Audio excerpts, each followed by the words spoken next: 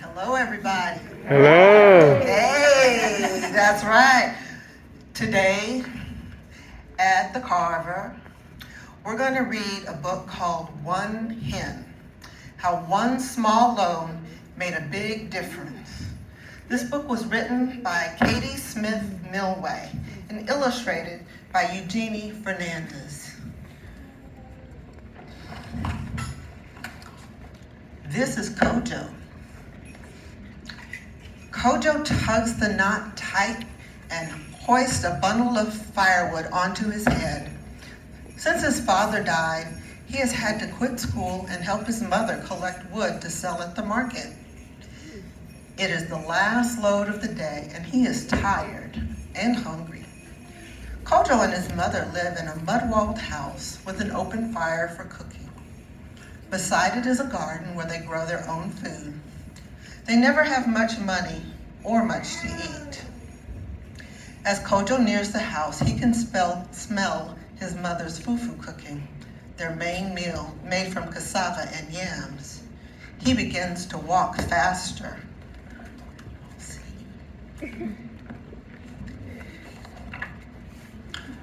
Kojo's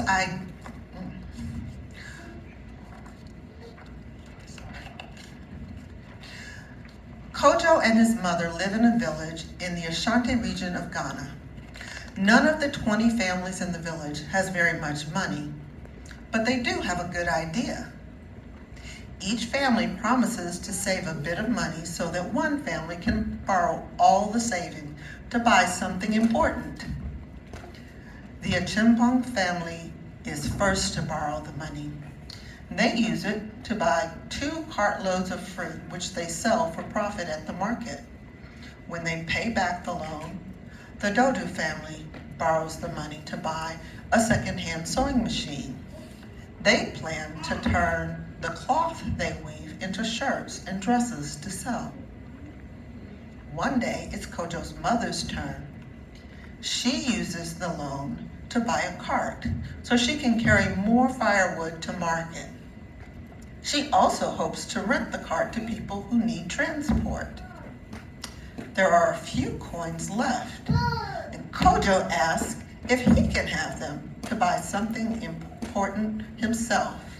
He has a good idea too. See, the illustrations are really colorful there.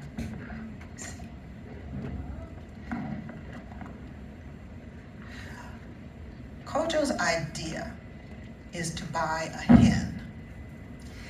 He and his mother will eat some eggs and sell the rest at market. There is a farmer in the neighboring village with many hens, and Kojo will ask to buy one.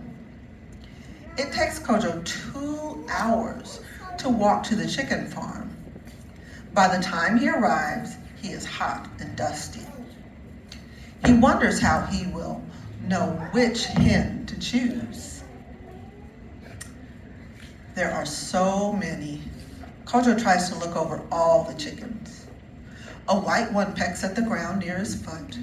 Should he choose this hen? A speckled one flaps her wings and clucks. Perhaps she is the one. Then all at once, Kojo spies a plump brown hen with a bright red comb sitting in her nest and puffing out her feathers. She looks as if she would enjoy laying eggs. Now, he doesn't have to think. He knows in his heart that she is the one. Kojo pays for the brown hen and puts her in a wicker basket. He gently covers the hen with a cloth and lifts the basket onto his head. And as he walks home, he dreams about the future, and he sees lots of eggs in it. Lots of eggs to eat, and lots of eggs to sell if he's lucky. And then he can buy more hens. That night, he puts the basket with the hen beside his bed mat to keep it safe.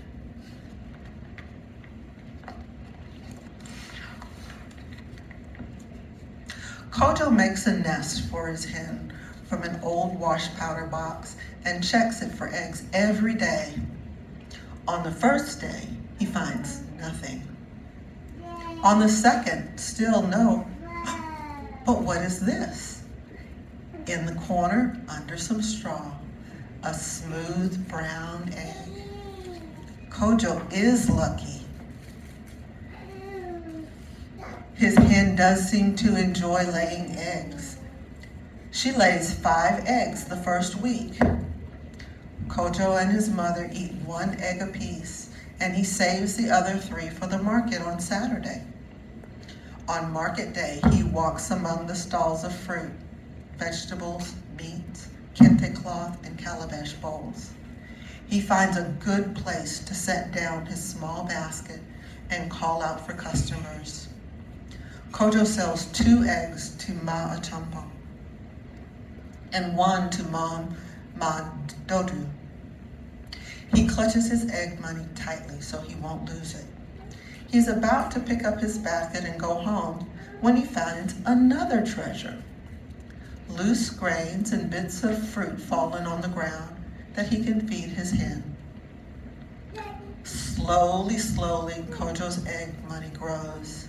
After 2 months, he saves enough to pay his mother back. In 4 months, he has enough to buy another hen.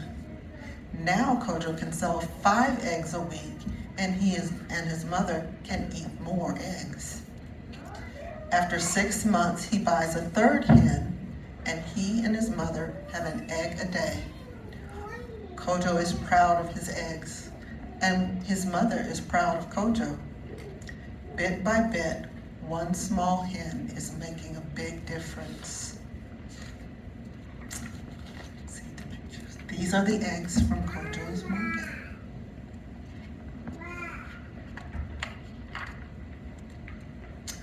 One year later, Kojo has built up his flock to 25 hens. He thinks the sound of chickens clucking and skittering about their enclosure is better than the beating of a festival drum. But collecting eggs from so many hens is hard work. His speckled hen tries to hide her eggs. Today he finds one under a cassava plant. And his white hen pecks at him when he checks her nest. Then there is his brown hen with the bright red comb. His first and still his favorite. She always seems to have a smooth brown egg for him. Selling eggs at the market has given Kojo some savings. Maybe he will use his egg money to build a fine wooden chicken coop. Maybe he will buy something his mother needs, such as a new water bucket and a good knife. Or maybe he can pay for something he's been dreaming of, fees for uniform so that he can go back to school. Your eggs have made us stronger, Kojo says his mother. Now go to school and learn, for both of us.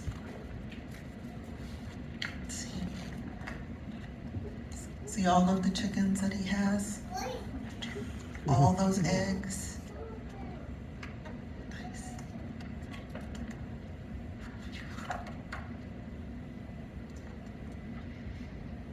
This is the school Kojo attends with the fees he paid from the money he made from selling his eggs.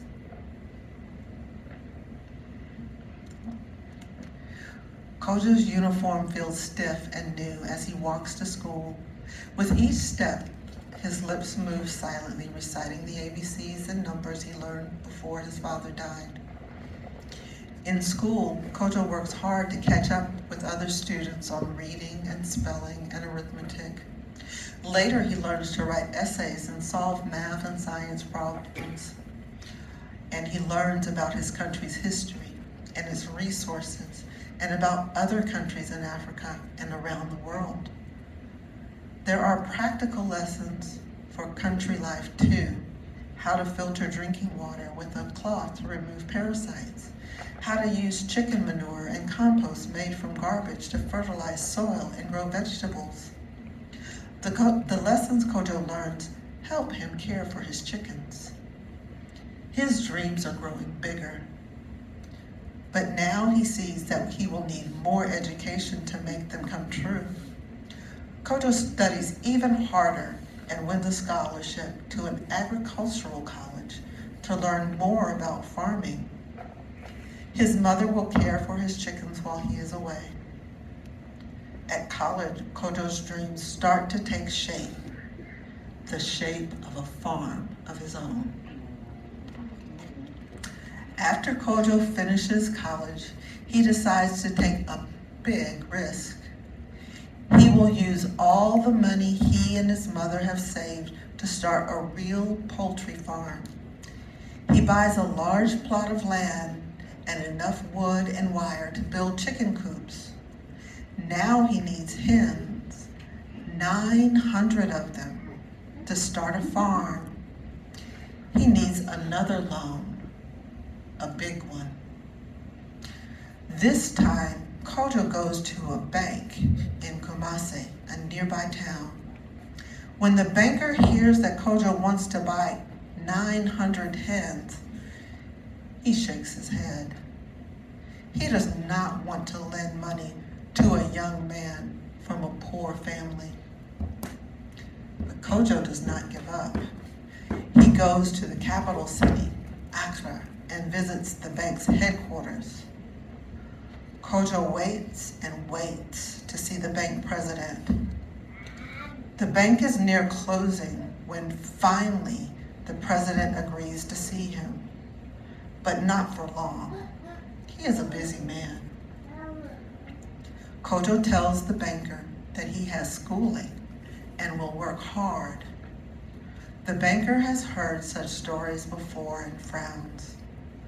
Then Kojo tells him about the small loan and the brown hen and the egg money he has used to build his flock. The banker sits back in his chair. He taps his fingers together. This is not a story he hears every day. He smiles and nods. Kojo will get his loan. The banker and Kojo shake hands.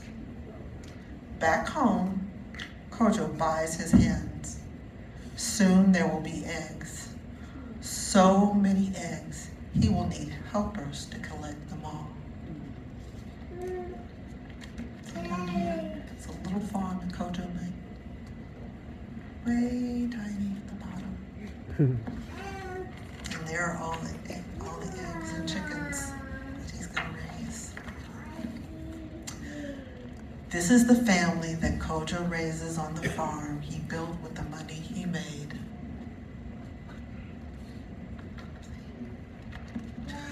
Kojo's hens are good layers. There are more than enough eggs for his village, so he travels to Kumasi to sell to the shopkeepers there. One shopkeeper is called Kwesi. Kojo knows him well. This man grew up in the same village that Kojo's father did, and he was a good friend. Kojo always goes to Kwesi's shop last and sometimes stays for supper. He likes to hear stories about his father, and he likes the peanut stew and palm oil soup that Kwesi's daughter makes. Her name is Amma. She is a teacher. She has many stories about boys just like Kojo once was. Boys who want to learn and who have big dreams. Kojo loves these stories, and he visits more often and more often. He wishes he could hear Amma's stories every day. One day he asks if she will be his wife. Amma is proud to marry Kojo and join him on the farm. Soon Kojo and Amma are to be parents. As the years go by, they have 3 boys and 2 girls, all strong and clever. With the money from Kojo's eggs, they build a bigger house of cinder blocks and stucco. Kojo's mother comes to live with them and tend the garden. She will never have to sell firewood again. Before long, many people are working on Kojo's farm. Men come to feed the chickens and clean the coops. Women collect the eggs and pack them in boxes. Still other workers drive the eggs to market in Kumasi and Accra. The workers have families. In all, 120 people depend on the wages from Kojo's farm. Families like the Adonkors have food enough to eat and money for their children's school fees. Ma Adonkor can buy medicine when her daughter Adika falls ill. Pa Adonkor can rebuild the walls of their mud home with cinder blocks and buy wood stamped adinkra cloth for special occasions. The workers on Kojo's farm can even afford livestock of their own. Some families buy a goat, others a sheep. Some start with 1 brown hen. See, this is all the people that he is helping.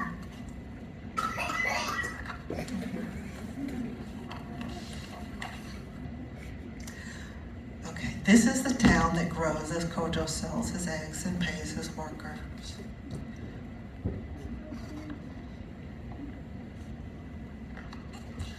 Kojo's farm is now the largest in Ghana, and his town has grown too. Some people come to find jobs on the farm and build homes for their families. Others come to the town to open shops and sell wares to the workers. One day, as Kojo tallies the accounts, he hears a knock at the door. Adinka Adonkor has grown up now. She is there. She greets Kojo and then holds out a small sack of coins. She tells Kojo that she has saved her wages. With just a bit more, she says, she could buy a mechanical grain mill and start a small business helping families turn their grain into flour. Would it be possible to have a small loan? Kojo knows Adinka's family well. They have worked on the farm many years. He likes this idea, but he makes Adinka promise that one day she will loan money to another family. Adinka agrees, and bit by bit, one person helps another. The lives of many families in the town improve. So do the lives of their children. More children have enough to eat, more children go to school, and more children are healthy. As the years pass, Kojo's poultry farm becomes the largest in all of West Africa. He is older now and a proud grandfather. His grandchildren visit often and help collect eggs. Where will this one go, they ask, and that one? To Bamako in Mali, Kojo replies, or to Agadogo in Burkina Faso. Kojo's workers pack thousands of eggs a day, and Kojo feels proud each time an egg truck pulls away to take food to families in neighboring countries. By now, Kojo has paid many taxes to the government of Ghana. So have his workers and the shopkeepers who sell his eggs. The government uses the tax money to build roads, schools, health clinics all across the country. It uses the money to improve the port at Accra, where ships from many countries come to trade. One more egg truck drives away, and Kojo looks down at his youngest grandson. The next time the boy asks Kojo, "Where will that egg go?" Kojo will say, "To your future, my child."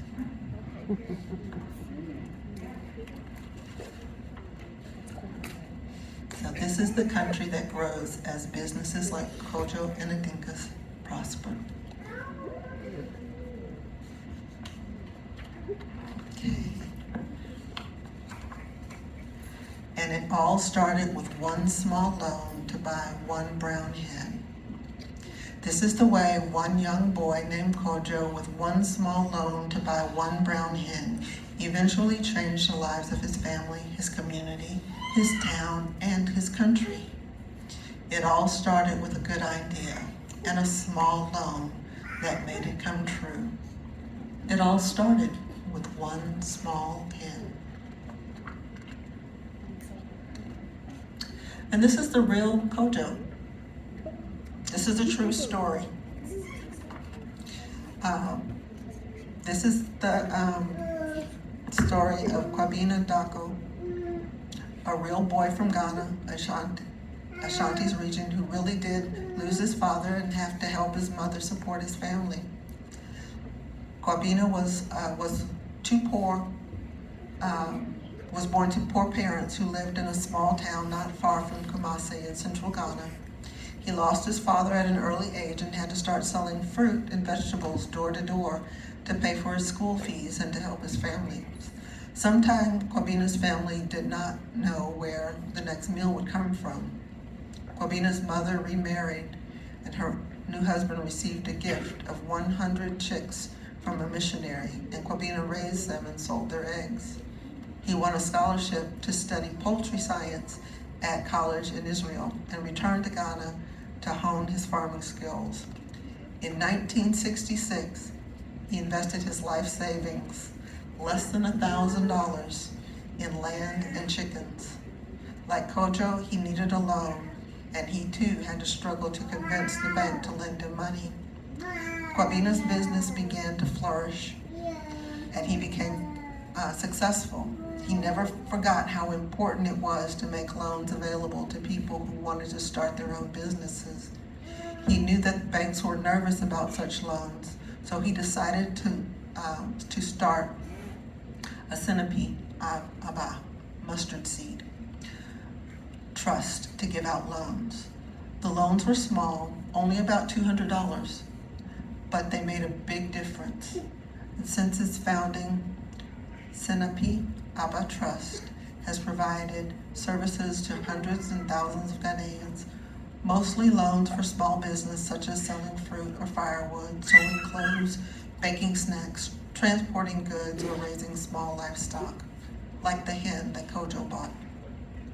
For many years, a loan from Sinapi Aba was made to a group of people, each member receiving a small amount of money, used to make more money and then paid it back. The whole group ensured that the loan was repaid each time. About 3/4 of the people who received loans were women, like Kojo's mother. Sinapi Aba became part of the global microfinance network, Opportunity International, and Kwabena served on its board of directors. Today, Sinapi Abba is an independent savings and loan company.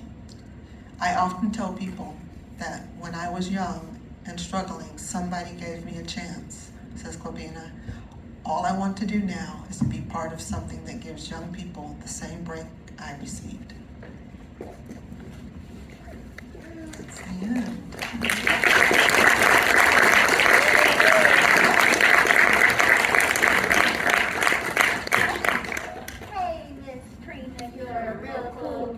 You got a lot of this and a lot of that. So stand on up. We like your style and let us see you get down. Strut your stuff, strut, strut, strut, strut your stuff, strut your stuff, strut, strut, strut, strut your stuff. Good job, good job. Good job, good job. G-O-O-D-J-O-B, Good job, good job. All right. All right. And the people say, Ashe. Ashe.